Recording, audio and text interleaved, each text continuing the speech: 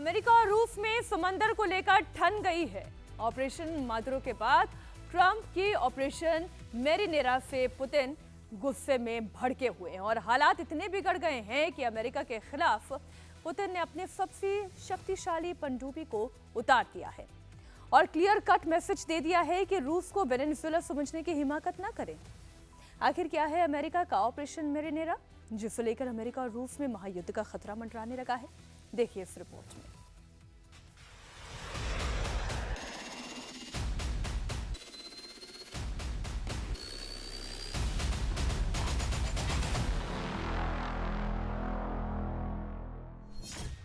America के खिलाफ रूस ने क्यों उतार दी परमाणु पनडुब्बी?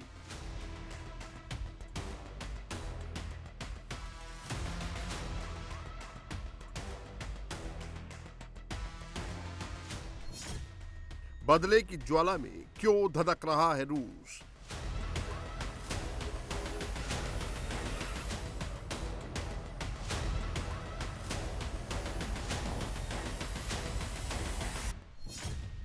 अमेरिका को रूस ने क्यों दी चेतावनी? दो सुपर पावर्स के बीच क्यों बने महायुद्ध के हालात?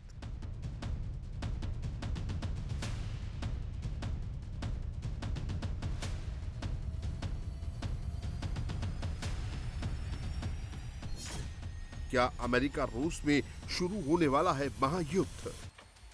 दुनिया में एक और महातबाही के संकेत मिल रहे हैं, क्योंकि पहली बार दो सुपर पावर सीधे सीधे आमने सामने हैं। समंदर में अमेरिका और रूस के बीच में ठन गई है। रूस ने अमेरिका के खिलाफ परमाणु पनडुब्बी उतार दी है। पुतिन ने अपनी मिसाइलों का डायरेक्शन बदलकर अमेरिका की ओर कर दिया है। अटलांटिक की शांत लहरों पर ऐसा घमासान चल रहा है जिसने पुतिन और ट्रंप को आमने सामने खड़ा कर दिया है, और इसकी वजह भी अमेरिकी राष्ट्रपति डोनाल्ड ट्रंप हैं।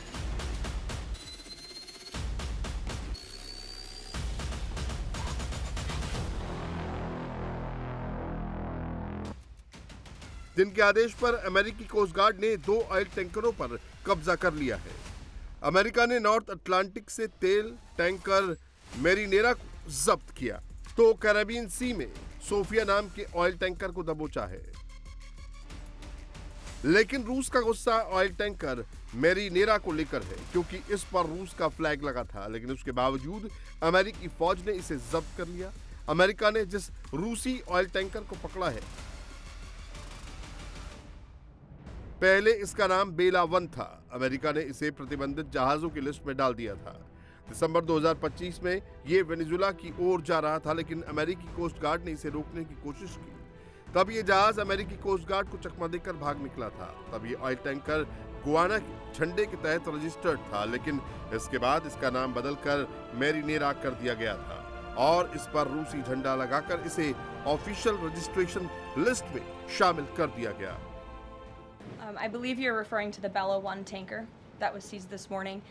The Department of Justice and the Department of Homeland Security, in coordination with the Department of War, did announce that seizure this morning for violations of U.S. sanctions. I've spoken about the enforcement of our sanctions policy at the podium prior to the new year, and this administration is going to fully enforce the sanction policy of the United States.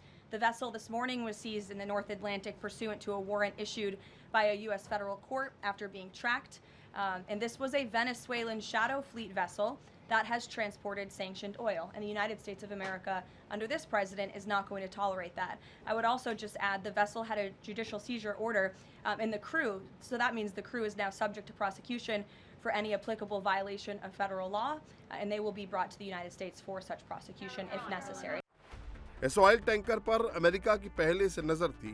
इसे पकड़ने के लिए America ने Britain से मदद मांगी थी, जिसके बाद ब्रिटेन ने लॉन्च पैड के रूप में अपनी जमीन मुहैया कराई। टैंकर पर कब्जा करने के मिशन के लिए ब्रिटिश हवाई अड्डों का इस्तेमाल किया गया। जब रूस ऑयल टैंकर मेरिनेरा आइसलैंड और ब्रिटेन के बीच से नॉर्थ अटलांटिक सागर से गुजर रहा था, तब रॉयल एयरफोर्स के सर्विलांस विमानों ने लगातार इसकी गतिविधियों पर नजर रखी और अमेरिकी सेना को सटीक जानकारी साझा की, जिसके बाद अमेरिकी कोस्ट गार्ड ने ब्रिटिश की मदद से मेरिनेरा को जब्त किया। ब्रिटेन का कहना है कि प्रतिबंधों के बावजूद इस ऑयल के टैंकर से ईरान के ऑयल को ढोया जा रहा था। Today, the US conducted a military operation to intercept the motor vessel Bella 1 in the North Atlantic on its way to Russia. The UK, at the request of the US, supported this operation as part of global efforts to crack down on sanctions busting and shadow shipping activity. The Bella 1 was falsely flagged. It was falsely flagged and subject to US counter-Iran sanctions. This is a sanctioned, stateless vessel which carries a long history of nefarious activity and shares close links with both Iran and Russia. Following a request from the US, I authorised the use of UK bases and the deployment of Royal Navy and RAF assets to support the operation, including airborne surveillance and the RFA ship Tide Force. This was a US operation. No UK personnel took part in the boarding.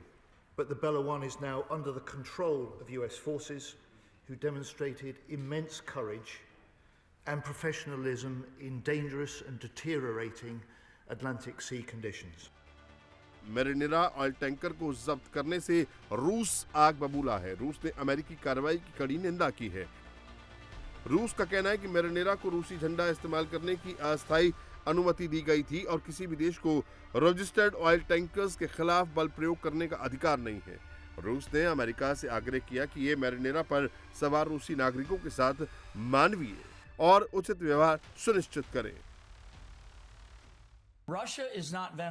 उधर रूसी oil tanker को जब्त कर Trump ने रूस और चीन को मैसेज देने की कोशिश की है वो वेनेजुला और ईरान को मदद ना करें, क्योंकि ट्रंप ऐलान कर चुके हैं कि वेनेजुला के तेल को बेचकर अमेरिका पैसा कमाएगा।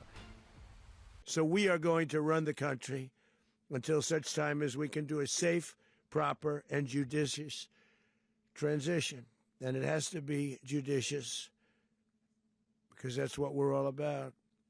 We want peace, liberty, and justice for the great people of Venezuela, and that includes many from Venezuela that are now living in the United States and want to go back to their country. It's their homeland.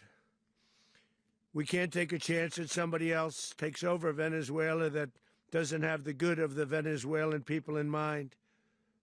We've had decades of that. We're not going to let that happen. We're there now, and what people don't understand, but they understand as I say this, we're there now, but we're going to stay until such time as the proper transition can take place. So we're going to stay until such time as we're going to run it essentially until such time as a proper transition can take place. Operation Maduro के बाद Trump का जोश high है, लेकिन चीन ने Trump को चेतावनी दे दी है। वेनेजुला के नेचुरल रिसोर्स पर अगर ट्रंप ने नजर गड़ाई तो अंजाम बुरा होगा।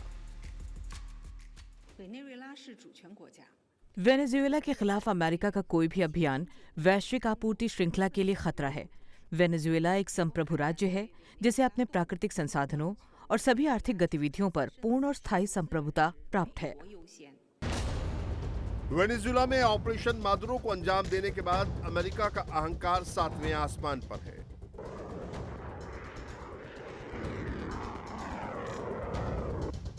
ट्रंप अब सीधे तौर पर पुतिन से पंगा ले रहे हैं।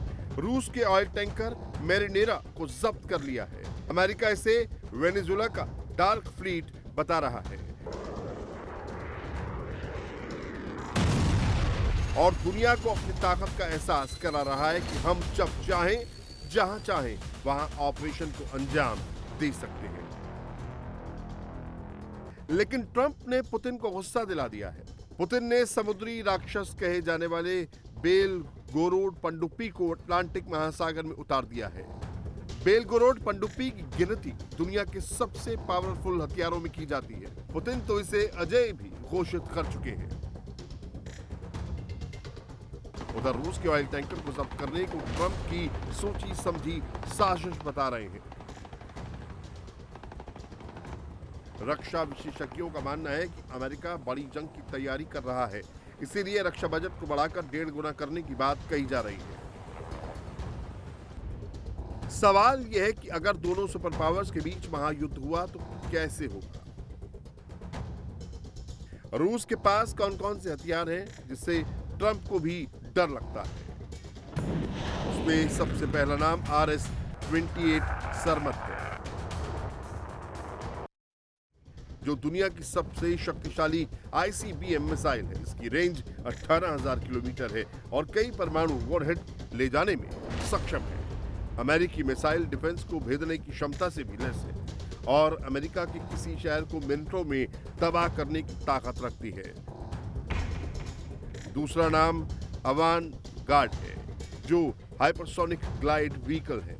इसकी स्पीड 25,000 किलोमीटर प्रति घंटा पैंतरेबाजी करके डिफेंस सिस्टम को चकमा देती है और परमाणु हमला करने में सक्षम है। तीसरा नाम M22 ज़िरकॉन है, जो हाइपरसोनिक क्रूज मिसाइल है। इसकी स्पीड 11,000 किलोमीटर प्रति घंटे से ज्यादा है, जो समंदर और जमीन दोनों से हमला कर सकती है। अमेरिकी नौसेना के कैरियर या बेस को निशाना बना सकती है। इसे रोकना मुश्किल ही नहीं, नामुमकिन है। चौथा नाम पोसाइडन है, जो परमाणु ऊर्जा वाला अंडर वाटर टॉर्पीडो है। इसकी अनलिमिटेड रेंज है, चुपके से काम करता है और अमेरिकी तटों पर रेडियो एक्टिव सुनामी पैदा कर सकता है। और पांचवा नाम बुरे वेस्तनिक का है, जो परमाणु इंजन वाली क्रूज मिसाइल है। इसकी भी अनलिमिटेड रेंज है, कम ऊंचाई पर उड़कर रडार से बचती है, परमाणु वॉरहेड से तबाही मचा सकती है। ये रूस के वो सुपर वेपन्स है जो अमेरिका से डिफेंस के लिए बनाए गए हैं। हालांकि अमेरिका के पास भी एक से बढ़कर एक हथियार है, इसीलिए अगर जंग हुई तो महातबाही निश्चित है।